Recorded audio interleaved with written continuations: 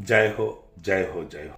एकादशी ज्येष्ठ मास की कृष्ण पक्ष की एकादशी, जिसे हम अपरा एकादशी कहते हैं, 2 जून को स्मार्त लोगों की 2 जून को जो है एकादशी जो हो रही स्मार्त लोगों की है। इसमें खरबूजा ककड़ी ये खा करके व्रत करना चाहिए और जल का दान करना चाहिए और लक्ष्मी और भगवान विष्णु की पूजा करना चाहिए, उनकी आराधना करना चाहिए।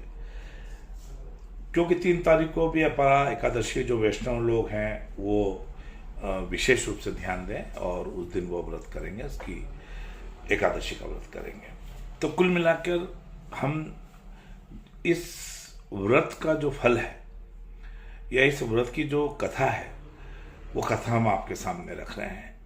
ये कथा के श्रवण करने से, एकादशी का व्रत करने से अपरा एकादशी का समस्त पाप नष्ट होते हैं, पुण्य उदय होता है और जीवन में आनंद की प्राप्ति होती है और पूर्व जन्म के जो पाप होते हैं वो भी नाश होते हैं। पौराणिक कथा के अनुसार प्राचीन समय में महिध्वज नामक एक धर्मात्मा राजा थे। उनका एक छोटा भाई था। वह अधिक क्रूर भी था, अधर्मी था। छोटा भाई महिध्वज को मारना चाहता था और एक बार रात को उसने अपने बड़े भाई की हत्या कर ली और शव को जंगल में जाकर पीपल के नीचे गाड़ दिया। अब अकाल मृत्यु होने की वजह से महिध्वजा प्रेतात्मा के रूप में उस वृक्ष पर रहने लगा और वहां पर उत्पात करने लगा। क्योंकि कोई भी अच्छी आत्मा हो, लेकिन अगर वो प्रेत आत्मा हो जाती है तो उसे ये भान या उसके होश नहीं रहता है कि उसके जीवन में क्या क्या कठिनाइयां आ रही और वो किस तरह का व्यवहार कर रहा है, क्योंकि वो प्रेत हो चुका था। एक बार धौम्य ऋषि उस वृक्ष के पास से गुजर रहे थे, तब उन्होंने प्रेतात्मा को देखा। ये जो महिध्वज की प्रेतात्मा थी उसको देखा। ऋषि ने अपने तपो बल से प्रेत के उत्पात का कारण समझ लिया। इसके बाद उन्होंने इस आत्मा को पीपल के पेड़ से उतारा और परलोक विद्या का निर्देश दिया।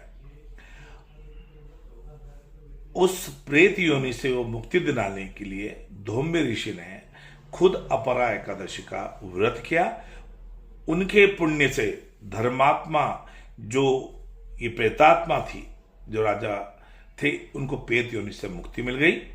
इसके बाद उसने ऋषि का धन्यवाद दिया और स्वर्ग को चला गया। मान्यता है कि अपरा एकादशी व्रत का पाठ करने से सभी तरह के पापों से छुटकारा मिलता है।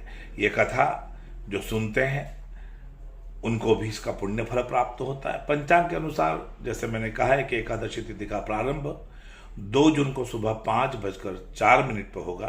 क्योंकि उदया तिथि है, इसलिए इस दिन इसका व्रत करना अच्छा है। और इस तिथि को ही इसका समापन, यानी कि इस तिथि का समापन 3 जून को मध्य रात्रि में 2:21 पर होगा।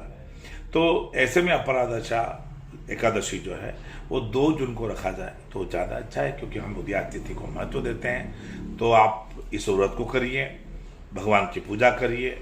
ओम श्री विष्णवे नमः या ओम लक्ष्मी नारायणाभ्याम नमः, इस मंत्र का जाप करते रहें, दान करते रहें, पुण्य करते रहें। जय हो जय हो।